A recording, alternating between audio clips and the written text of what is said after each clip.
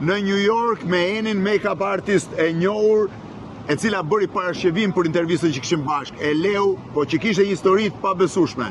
Ka hapur një ekspozitë në Tiranë për sensibilizimin e kancerit gjirit, e ka sjellë në New York, ka shkuar në Capitol Hill dhe atje me kërkesën e Charles Schumer, një senatori, i është dhuruar në shenjë nderimi flamuri amerikan që me 10 dhjetor 2021 valvidej mbi Capitol Hill.